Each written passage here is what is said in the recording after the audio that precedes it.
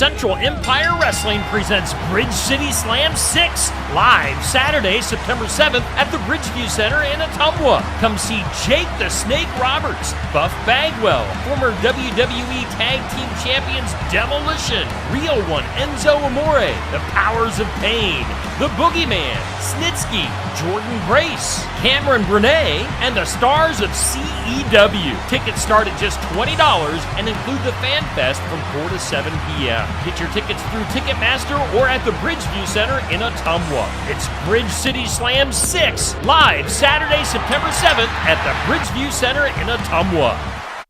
The Keokuk County Sheriff's Office is taking applications for a full-time jailer dispatcher. The position requires a high school diploma or equivalent. Applications for employment can be picked up at the Keokuk County Sheriff's Office anytime, or go online at www.keokukcounty.iowa.gov and download an application form. The full-time position will include Keokuk County's benefit package. Starting wage is $23 per hour and could be higher depending on experience. Application deadline is Friday, August 30th at 4 p.m.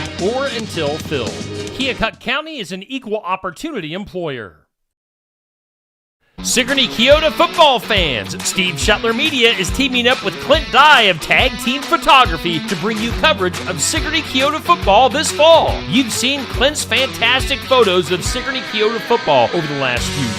And now Clint is bringing those talents to be showcased on Steve Shuttler Media. We're going to have pictures and action shots of each and every game, an in-depth article, and a video highlight of the game as well. You won't miss a thing with Sigourney Keota football coverage right here this year on Steve Shuttler Media.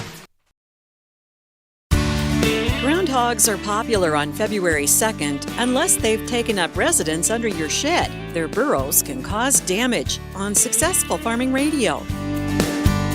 Successful Farming Radio, providing information farmers need in the field, in the shop, and in the office. Committed to growing your business in agriculture. Interact with Successful Farming on social media. Like us on Facebook at Successful Farming USA and follow us on X at Successful Farm for tips, ideas, timely news, and information from our editors. Find us on Instagram at Successful_Farming and love the latest photo or video. And take a look behind the scenes with our editors on TikTok at Successful_Farming. Check out our full lineup of Successful Farming podcasts. The Successful Farming podcast goes in-depth into the topics that affect farmers and ranchers. The 15 Minutes with a Farmer podcast offers a quick conversation between an editor and a farmer. The SF Shorts podcast offers bite-sized interviews about agricultural topics. And the SF Daily podcast covers commodity markets, weather, and the big things happening in agriculture each morning. Search for Successful Farming wherever you download your podcasts.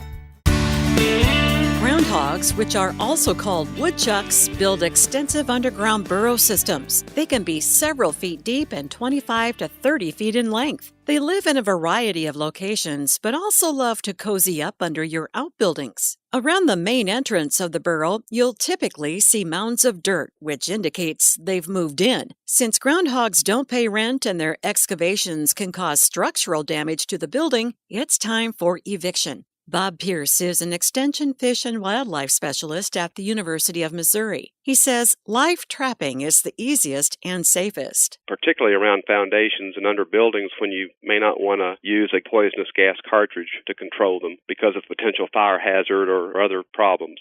So live trapping is probably the best route to go.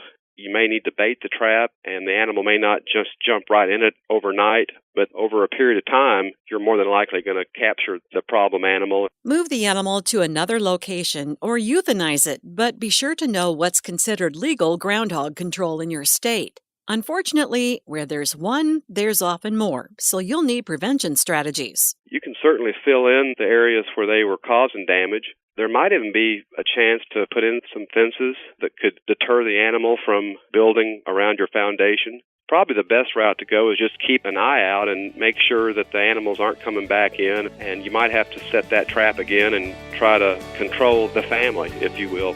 I'm Jody Henke. Find more tips for dealing with groundhogs at agriculture.com.